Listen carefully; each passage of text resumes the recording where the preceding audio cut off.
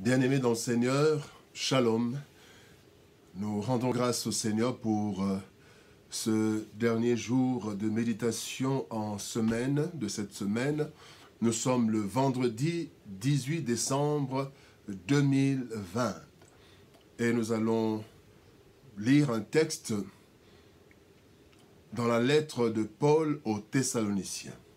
1 Thessaloniciens chapitre 5, versets 16 à 18.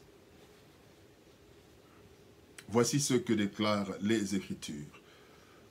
Soyez toujours joyeux, priez sans cesse, rendez grâce en toutes choses, car c'est à votre égard la volonté de Dieu en Jésus-Christ.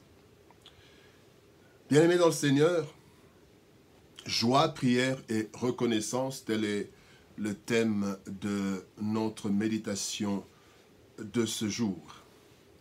La vie chrétienne est faite de plusieurs choses et elle est passionnante, même dans ces périodes difficiles. Il y a trois choses qui devraient être permanentes que la Bible nous montre ici dans la vie du chrétien. Il y a la joie, il y a la prière et la reconnaissance. Ainsi qu'il en est pour tous les aspects de la vie chrétienne, il faut veiller à ces choses et s'efforcer à ce qu'elles soient toujours présentes dans notre vie. Nous allons analyser ces trois éléments qui font la force du chrétien. La joie, la prière et la reconnaissance. La Bible dit, au verset 16, « Soyez toujours joyeux. » Toujours joyeux. Une joie permanente.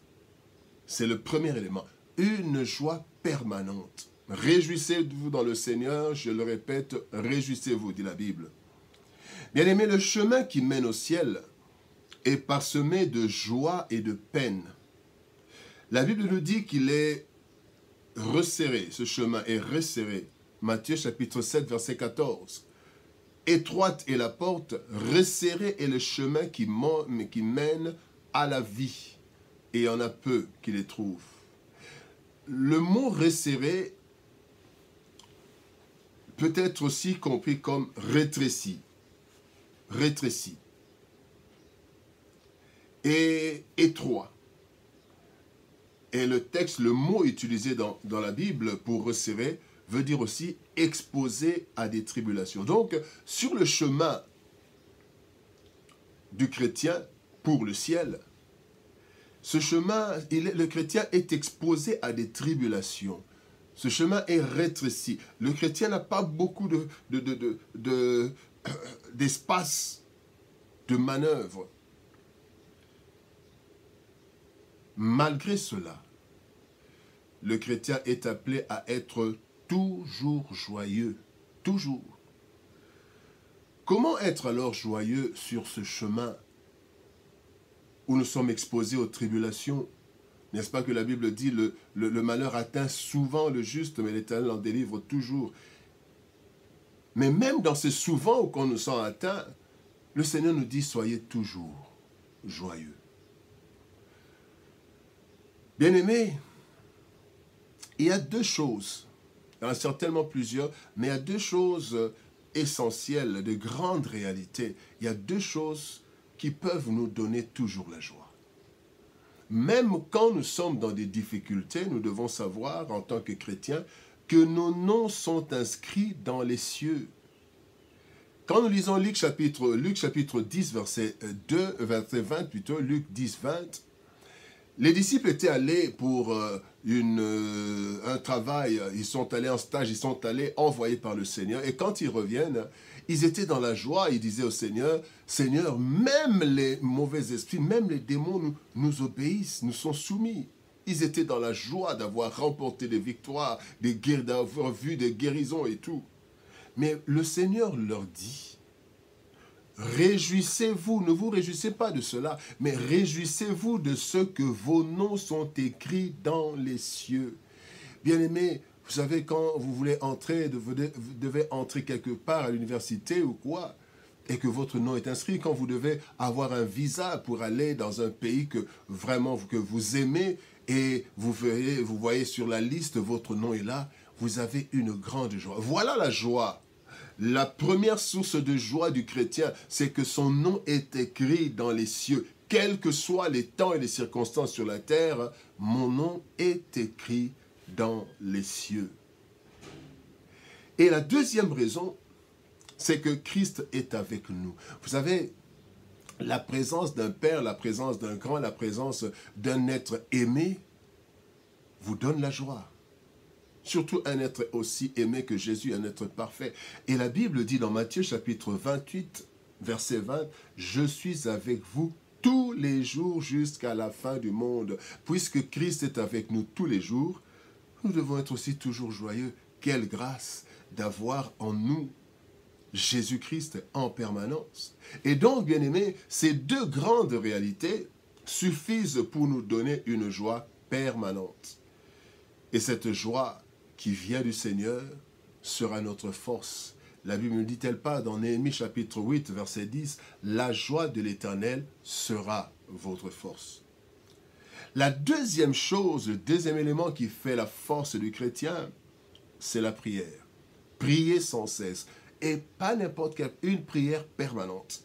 Si l'esprit est bien disposé et que notre joie peut être permanente en raison des vérités exposées si haut, les réalités vécues, bien-aimés, peuvent faire chanceler notre bonheur.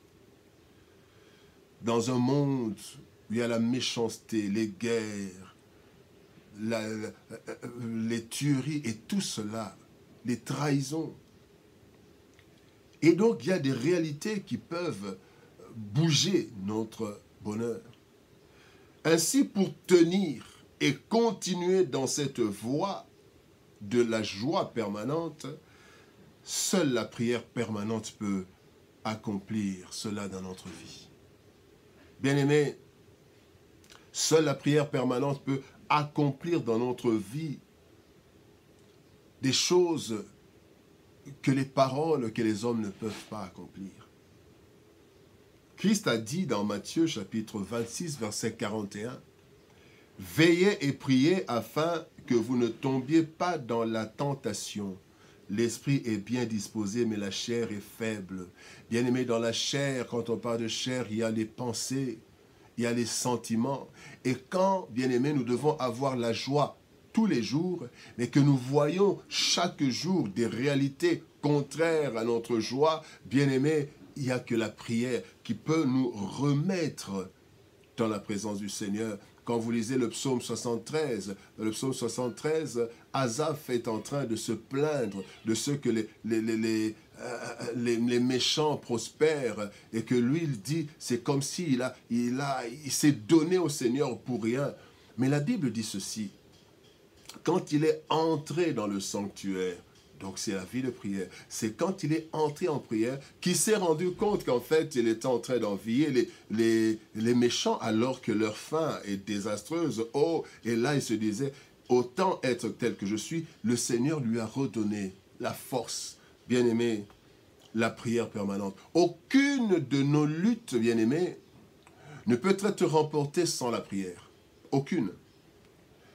N'est-ce pas que lorsque la main de Moïse s'abaissait sur la montagne, dans Exode chapitre 17, verset 11, Israël était malmené.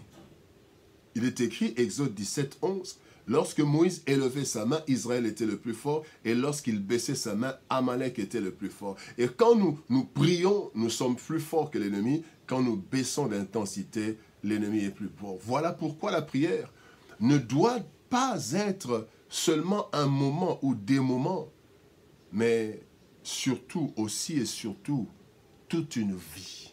Prier sans cesse. Et enfin, le troisième élément, c'est la reconnaissance permanente. Rendez grâce en toutes choses, en toutes choses.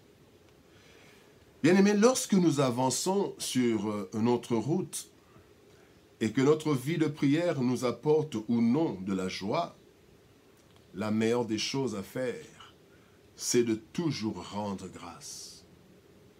Job dit ceci à sa femme quand sa femme lui demande d'insulter Dieu et de mourir.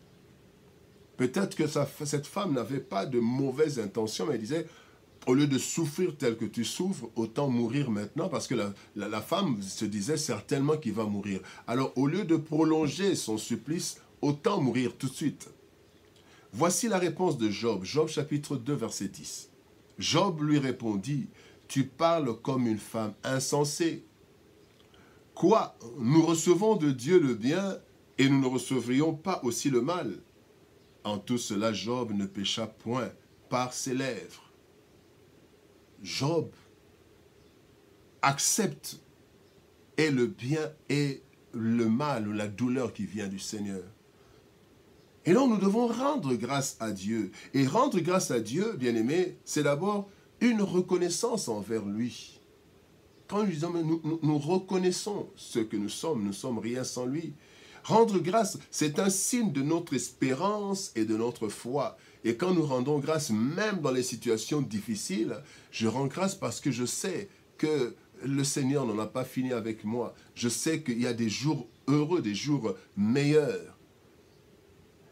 Et rendre grâce à Dieu, c'est aussi un signe d'humilité sous la main du Seigneur, quelles que soient les circonstances.